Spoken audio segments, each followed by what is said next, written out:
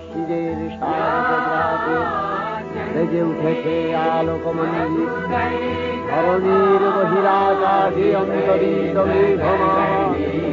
প্রকৃতির অন্তরাকাশে জাগরিত জ্যোতির্ময়ী জগন্মাতার আগমন বার্তা আনন্দময়ী মহামায়ার পদধ্বনি অসীম ছন্দে বেজে উঠে রূপলোক ও রসলোকে আনে শিরের সারাতে